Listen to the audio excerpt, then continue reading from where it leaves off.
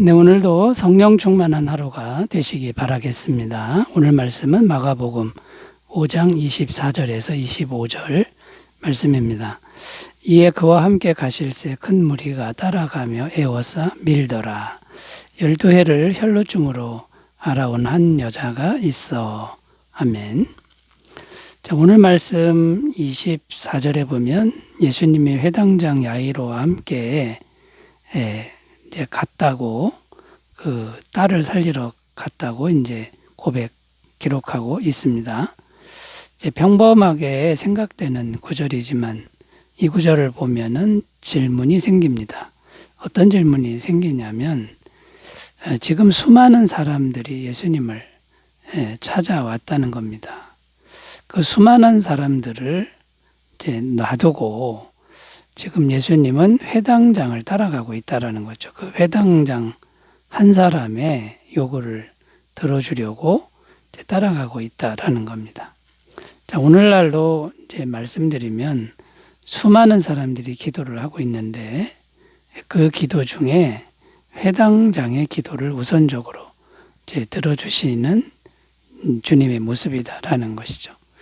왜 주님은 회당장의 기도를 우선적으로 이제 들어주셨느냐, 이런 관점에서 오늘 말씀의 의미를 생각하면서 은혜를 나누겠습니다.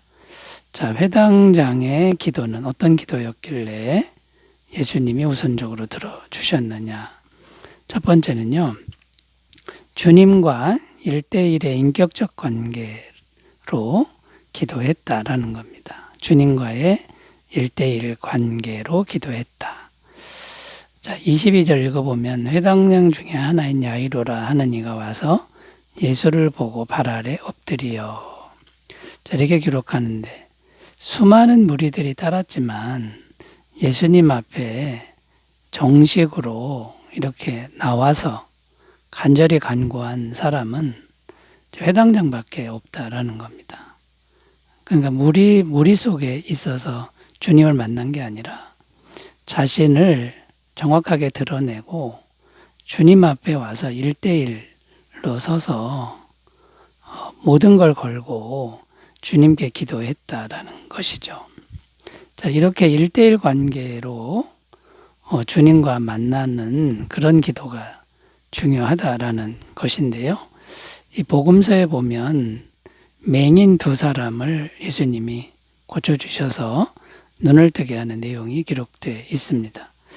그 당시에 맹인은 두 사람만 있었던 게 아닙니다. 많은 맹인들이 있었습니다. 그런데 그 두 사람의 맹인은 용기를 내서 예수님 앞으로 나왔다라는 겁니다. 앞이 보이지 않는 사람들이 예수님을 찾아서 나오는 건 쉬운 일이 아닙니다. 정말 그 보통 결심을 갖지 않고는 그게 될 수가 없는 거죠. 그런데 예수님이 들은 척도 않고 어느 집으로 들어갔는데 이 맹인들은 끝까지 예수님 계신 곳을 찾아서 예수님 앞에까지 가서 1대1로 만났다. 이렇게 성경은 증언합니다. 거기에다가 주변의 사람들이 맹인들 보고 조용히 하라고 야단을 쳤다는 겁니다. 그런데도 이 맹인들은 그 모든 것을 다 무릅쓰고 또 당하면서도 예수님 앞에 가서 1대1로 서서 간구했다라는 거죠. 자, 이렇게 했을 때 예수님은 분명히 어떤 기도 제목이든 다 들어주셨다라는 겁니다. 에레미야 33장 3절 너는 내게 부르짖으라 내가 내게 응답하겠고 내가 알지 못하는 크고 은밀한 일을 내게 보이리라. 자, 이렇게 주님과 1대1 관계를 설정하고 기도하면 반드시 응답하신다고 하는 것이 주님의 약속이라는 겁니다. 자, 이렇게 1대1로 기도하려면 어떤 태도가 필요합니까? 첫 번째는 주님을 신뢰하는 태도입니다. 요한복음 6장 37절 아버지께서 내게 주시는 자는 다 내게로 올 것이요 내게 오는 자는 내가 결코 내쫓지 아니하리라. 내가 어떤 죄인이든지 주님께로 기도로 나아가면 절대로 내쫓지 않는다라고 하는 그 신뢰감을 이제 붙들어야 된다라는 거고요. 두 번째는요, 거절당하는 상처를 받아들이는 태도입니다. 때로는 주님이 거절하실 수도 있겠지요. 그런데 거절당하는 상처, 그거 받아들이자 이런 마음으로 기도를 한다 그러면은 그건 정말 주님을 신뢰하는 그런 태도가 된다라는 겁니다. 마태복음 26장 39절 조금 나아가서 얼굴을 땅에 대시고 엎드려 기도하여 이르시되 내 아버지여 만일 할 만하시거든 이 잔을 내게서 지나가게 하옵소서. 그러나 나의 원대로 마시옵고 아버지의 원대로 하옵소서 하시고. 자, 그러니까 예수님이 겟세마네 동산에서 십자가의 잔을 마시지 않도록 해달라고 이렇게 기도를 정말 간절하게 했습니다. 그런데 하나님 아버지는 들어주시지 않지요. 십자가의 길을 가야 된다. 그때 예수님은 나의 원대로 마옵시고 아버지의 원대로 하옵소서. 하나님 아버지와 예수님과의 정말 인격적이고 신뢰감이 충만한 그런 기도를 우리가 볼 수 있다라는 겁니다. 자, 여러분, 우리가 주님 앞에 정말 1대1로 정식으로 기도한다라고 하는 건요, 주님을 신뢰한다라는 그런 뜻이고요. 또 하나는 모든 결과를 주님께 맡긴다는 뜻이고요. 그리고 나의 전부를 다 걸어서 주님만 의지하겠다는 그런 표현이라는 것을 꼭 기억하시고 숨어서 기도하거나 지나가면서 기도하지 말고 정식으로 하나님 앞에서 정식으로 기도하는 습관을 우리가 잘 기르셨으면 좋겠습니다. 자, 두 번째로 가보겠습니다. 회당장 야이로의 기도는 어떤 기도였길래 들어주셨을까요? 간절하고 겸손하게 기도했다라는 것입니다. 23절에 간곡하게 구하여 이르되. 자, 여기 보면 간절하고 겸손하게 회당장 야이로는 기도를 했습니다. 주님은 간절한 기도, 겸손한 기도는 반드시 들어주시는 분이라고 성경은 증언합니다.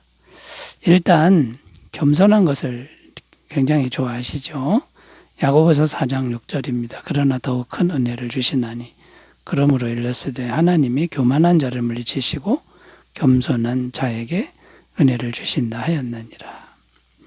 그러니까 은혜 받는 첫 번째 비결은 겸손입니다. 교만을 버리는 것이다 라는 겁니다. 자, 그런데 이제 이 겸손의 가장 중요한 게 뭐냐면 자기가 죄인이라는 것을 정말 깊이 깨닫고 인정하는 그런 태도라는 겁니다. 시편 51편 17절 하나님께서 고하시는 제사는 상한 심령이라 하나님이여 상하고 통회하는 마음을 주께서 멸시하지 아니하시리이다. 자, 여기서 말하는 상한 심령은 내가 죄인이다라고 하는 것을 하나님 앞에 인정하고 고백하는 겁니다. 자, 내가 죄인입니다. 내가 죄에서 용서받을 길이 없는 죄인입니다. 이렇게 통회하고 있으면 그것이 바로 하나님이 구하시는 제사다. 이렇게 성경은 증언하고 있는 겁니다.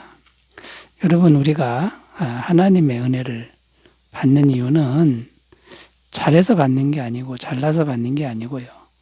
죄인인 것을 인정할 때 은혜로 받는다라는 것을 우리가 꼭 기억하신다 그러면 우리의 기도가 겸손해질 줄로 믿습니다. 그리고 겸손한 사람의 그 기도를 들으시고 하나님께서는 이제 응답을 주시는데 하나님의 뜻을 보여주신다 이렇게 되어 있습니다. 마태복음 11장 25절 그때 예수께서 대답하여 이르시되 천지의 주제이신 아버지여 이것을 지혜롭고 슬기 있는 자들에게는 숨기시고 어린아이들에게는 나타내심을 감사하나이다. 여러분, 겸손은 모든 부분에서 정말 중요한 덕목입니다. 특히 기도 응답에 있어서 이 겸손만큼 중요한 게 없다는 것을 꼭 기억하셨으면 좋겠고요. 또 주님이 기뻐하시는 건 간절한 기도라는 것이죠. 정말 주님 앞에 간절히 기도하면 들어주신다고 약속합니다. 예레미야 29장 12절 14절 너희가 내게 부르짖으며 내게 와서 기도하면 내가 너희들의 기도를 들을 것이요 너희가 온 마음으로 나를 구하면 나를 찾을 것이요 나를 만나리라. 이것은 여호와의 말씀이니라. 나는 너희들을 만날 것이며 너희를 포로된 중에서 다시 돌아오게 하되 내가 쫓아보내었던 나라들과 모든 곳에서 모아 사로잡혀 떠났던 그곳으로 돌아오게 하리라. 이것은 여호와의 말씀이니라. 자, 간절히 기도하고 있으면 나라가 망한 것도 회복시켜 주신다고 지금 약속하는 것을 꼭 믿으셨으면 좋겠습니다. 자, 세 번째로 가보겠습니다. 회당장 야이로의 기도는 어떤 기도였을까요? 기도 응답 받을 때까지 당할 고난을 각오한 기도다. 기도했는데 그 과정에서 고난이 있습니다. 기꺼이 받아들이겠다라고 하는 그런 마음으로 드린 기도였다라는 것이죠. 25절 읽습니다. 12해를 혈루증으로 앓아온 한 여자가 있어. 자, 이렇게 기록하는데 여기 12년 동안 혈루증을 앓는 한 여인이 등장합니다. 네, 주님은 이 혈루증 앓는 여인을 이제 고쳐 주시는데요. 자, 그런데 이 여인의 등장이 회당장 야이로에게는 너무나 힘든 일이었습니다. 왜냐하면 지금 딸이 죽어가고 있기 때문입니다. 금방 죽을 수도 있는 상황이었습니다. 주님을 모시고 빨리 가야 하는데 방해 세력으로 나타난 겁니다. 회당장 야이로의 마음은 속이 너무나도 타들어 갔을 것입니다. 그런데 급기야 집에 가기도 전에 딸이 죽었다는 소식을 이제 듣게 됩니다. 35절 아직 예수께서 말씀하실 때 회당장의 집에서 사람들이 와서 회당장에게 이르되 당신의 딸이 죽었나이다. 어찌하여 선생을 더 괴롭게 하나이까. 지금 회당장의 마음은 너무나도 힘들고 혼란스럽습니다. 주님과 함께 가고 있는데도 마음은 심하게 흔들리고 있다는 것이죠. 자, 그런데 이 회당장의 마음은 이런 힘든 것들을 다 각오하는 마음이었다라는 겁니다. 자, 그러지 않았다면 예수님께 찾아오지도 않았다라는 것이죠. 너무나도 힘든 경험인데요. 주님은 왜 이 회당장 야이로에게 이런 힘든 경험을 허락하실까요?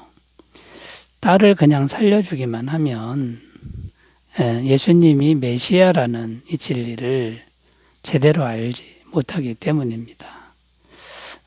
결국 주님은 딸이 죽었는데 그 죽은 딸을 살려주시는 엄청난 기적을 행하시죠.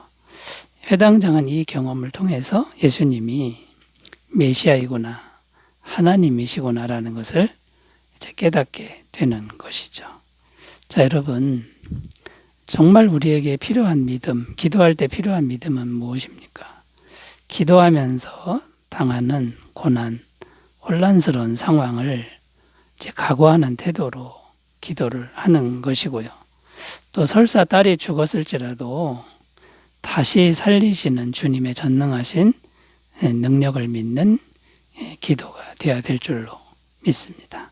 우리 모두 회당장처럼 기도하는 사람들이 되시기 바라겠습니다. 기도합니다. 하나님 아버지, 우리 모두 기도의 용사들이 되게 하옵소서. 예수님의 이름으로 기도드립니다. 아멘.